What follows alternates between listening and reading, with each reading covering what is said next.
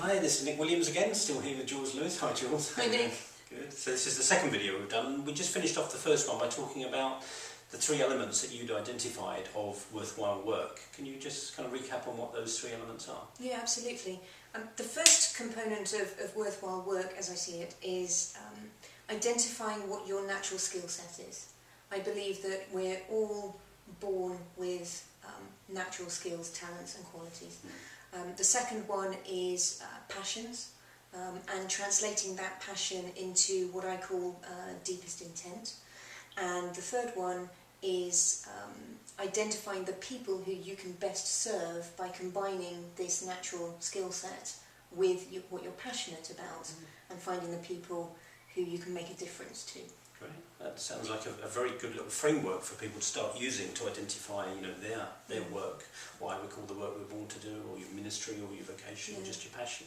So let's look at them in a bit more detail. So the first one, natural talents. How do people start identifying their natural skill set?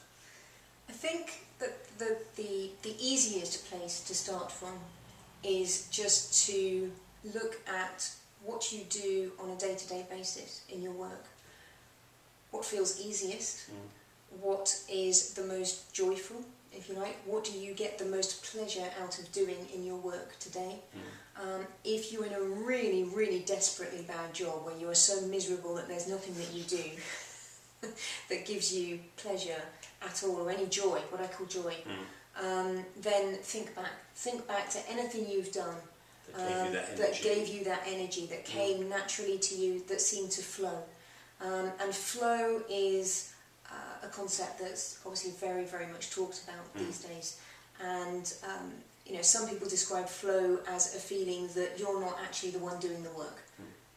You're simply connected to a power or a source or something that gives you the energy to do it. It comes through you. It comes through you, it's effortless, it's joyful, and it just doesn't feel like work. No. And I talk about this, and I don't know what your take on it would be, but that very idea that it doesn't feel like work almost makes it a blind spot for many people, because I think many of us have grown up with what I call this Protestant work ethic that says as long as you're not enjoying it, as long as you're suffering, as long as you're miserable, as long as you're going against your own grain, that's real work. That's work. And you deserve to be paid for it and all that stuff. So I certainly find that many people don't believe that what comes easily could be work. And secondly, it's almost like they have a blind spot because it comes naturally, then it's of no value. Yeah, and it's of no value there. Do you find that? Yeah, absolutely. And I think actually therein lies a huge part of the whole question around employee engagement. Because actually if employees and people in jobs were allowed to express more of what they're naturally good at, and we were less kind of bound by this whole task-driven, role-based structures that we have, I think that workplace would be a lot more joyful.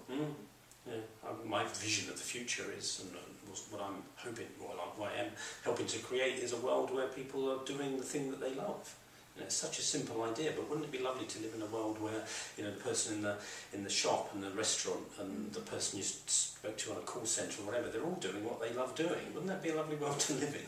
It would be, and the word vocation has been almost dropped from our vocabulary because, again, we mentioned this in the last video, but vocation is seen as ministry in the priesthood, or as in being a nun, or going off and working in Africa as a missionary. Fantastic, I've got full respect for people who do that, but it doesn't mean that if you don't want to do that, you don't have a vocation. No, for sure. And I believe that a lot of our problem with youth feeling lost, no purpose, etc., is because there's no emphasis in schools on helping people discover what their true vocation is. What they're naturally good at, what they're curious about and drawn to.